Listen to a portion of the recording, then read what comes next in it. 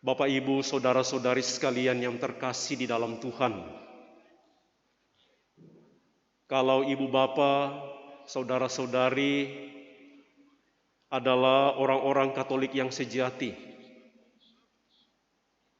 orang-orang Kristiani yang merasa sudah mantap di dalam hidup beriman. Kemudian dihadapkan pada satu pertanyaan atau pilihan.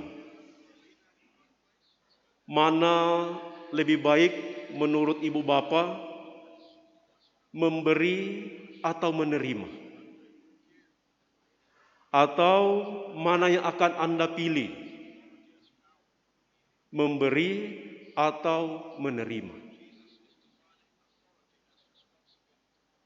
Saya yakin sebagai orang Kristiani, orang Katolik, prinsip yang biasa kita pakai adalah lebih baik memberi daripada menerima. Persoalan dan pertanyaannya adalah, kalau kita memilih untuk memberi, apakah ada yang mau menerima? Apakah ada yang siap untuk menerima? Hari ini kita mendengar bagaimana Yesus, setelah kurang lebih 2 pekan ini kita mendengar bagaimana Ia membentangkan, mengajarkan, menawarkan tentang kerajaan Allah dalam pengajarannya, dalam perumpamaan-perumpamaannya. Tetapi hari ini kita mendengar ditolak. Yesus sudah memberi, Yesus sudah memilih untuk mewartakan kerajaan Allah, tetapi justru ditolak, tidak diterima.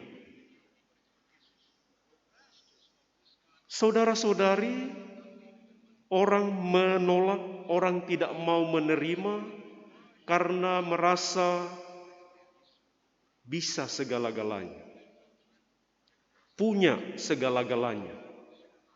Singkatnya adalah ada kesombongan dalam diri. Dan itulah yang membuat orang-orang yang kita dengarkan dalam Injil hari ini merasa lebih hebat dari Yesus, merasa mengenal siapa itu Yesus, lalu karena itu dikatakan mereka menolak.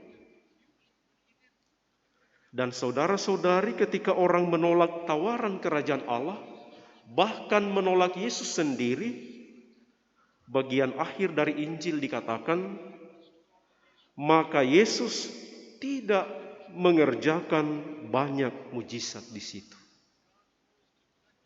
Tawaran kerajaan Allah yang diberikan tidak berdaya guna bagi orang-orang yang tidak mau menerima. Meskipun demikian, saudara-saudari, Yesus tetap yakin pada dirinya.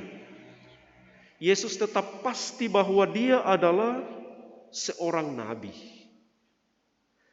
Kata-kata yang disampaikan, seorang nabi dihormati di mana-mana kecuali di tempat asalnya dan di rumahnya. Mengungkapkan bahwa meskipun Yesus ditolak, meskipun pewartaannya tidak diterima, Ia tetap menegaskan bahwa saya nabi. Saya diutus oleh Allah untuk memberikan tawaran mengenai rahmat dan keselamatan dari Tuhan. Maka dengan cara itu, ibu bapak, saudara-saudari sekalian, kalau kita memilih untuk menerima, mau memberi, kita ingin memberikan apa yang ada. Dalam konteks kita sebagai nabi, ditolak, tidak diterima, bahkan disepelekan, bahkan barangkali ancamannya adalah nyawa sendiri. Mari kita tetap berusaha, mari kita tetap berjuang, mari kita tetap hadir sebagai nabi yang menghantar orang untuk sampai kepada kebenaran yang sejati. Menghantar orang untuk menerima tawaran dari kerajaan Allah. Dan mudah-mudahan melalui rahmat Allah yang kita mohon setiap saat, kita dimampukan untuk juga menjadi orang-orang yang siap menerima tawaran keselamatan dari Allah, tetapi juga menjadi orang-orang yang siap untuk mewartakan kerajaan Allah kepada semua orang. Semoga demikian.